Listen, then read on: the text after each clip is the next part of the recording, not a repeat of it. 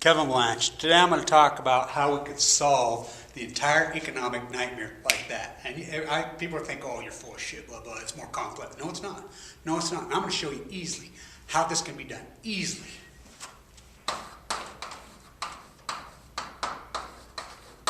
Tariffs. And you'll say, oh, God, you can't do that, blah, blah. Okay, our trade imbalance is gargantuous. Gargantuous. Let's use just Walmart alone. 360 billion in imports from abroad, China. Okay, out of that 360 billion, say we throw a 5% tariff. Do the math, okay?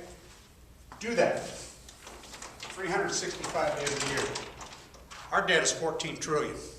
Total debt, not deficit. I'm not talking deficit, debt. Remember the difference between a debt and a deficit. Now let's talk about it. What is the debt, overall debt? That's the total for years. What is a deficit? 1 year.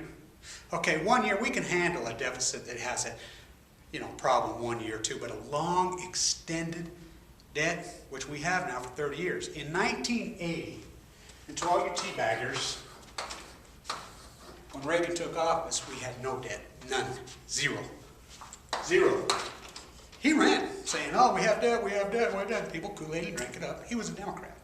I mean, he really was. I mean, what's his old one-liner?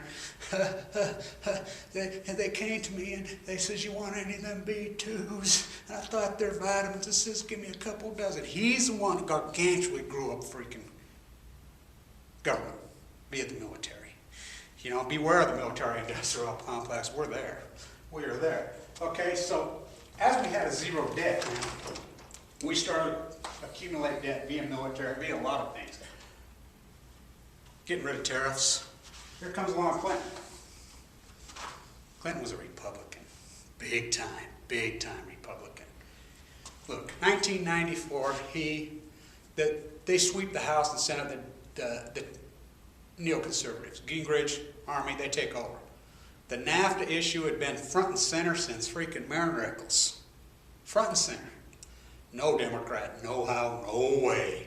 I mean, Clinton ran as he was the next John Kennedy, please. John Kennedy slept with Marilyn Monroe. Bill Clinton slept with Monica Lewinsky. I mean, I know it's Freudian, but good God. Granted, he did a lot of great things. I know he did.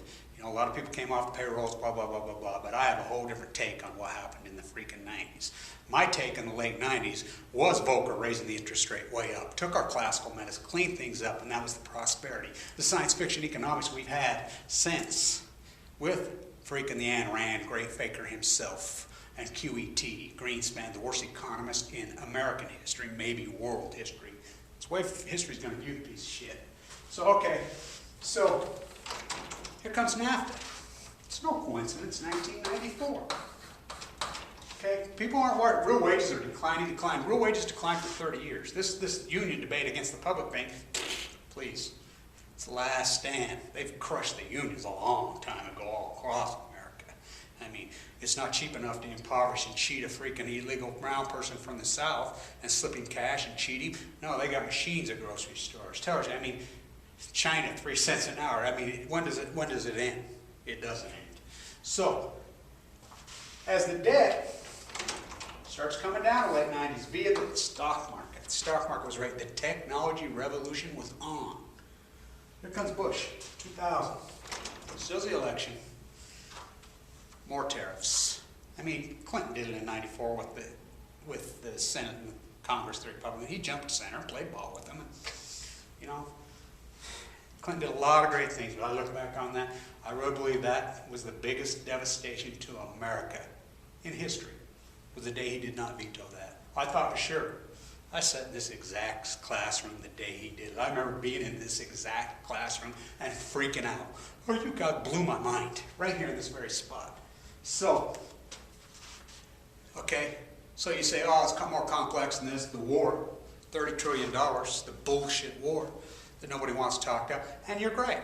I mean, you are right. Social Security is out of control. I know people that have drawn Social Security that have cheated that system, $3,000, $4,000 a month after they took a Section 8 in the military, spent too much. You're right, it is corrupt. It does need to be cleaned up. But if if you want to clean this whole nightmare up right here, right now, like that, tariffs. Walmart alone, what they bring in China. And then you say, oh God, if we put tariffs on China, then they won't buy our goods. They're not buying our goods anyway. Anybody who's buying our goods, they're stealing them. Number one. And number two, you're right. So we put a big tariff up, 25%. You know how much money this country would flow in like that? Well, there's twofold. It's a synergy. What would happen? Yeah, people would quit importing it. We'd start making things here again. And people would have jobs that they pay taxes in the middle class. Not $20,000 a year, $15,000, they pay no tax. They'd have jobs making 80 or 90, 100, and pay a lot of tax like it used to be. Why do you think we needed no fucking health care in this country? Why? I'll tell you why. Because we demanded it in our job. Because the middle class had strength and they had power. And they did it through blood. I mean, the Irish and the Italians stood up and fought for this. It took a long time.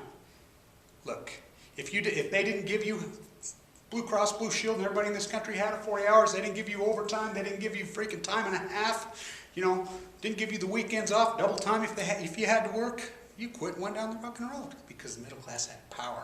Because we had tariffs. You put a tariff on goods coming into this America, even as small as 5%, the deficit would be eliminated overnight. The debt would be gone in a couple of years. All of it. This country would be rich again. Seriously. I say 25, 50%. Then we can start building up industry here. Stay with me. I'll break down the math to the penny. Kevin Blanche.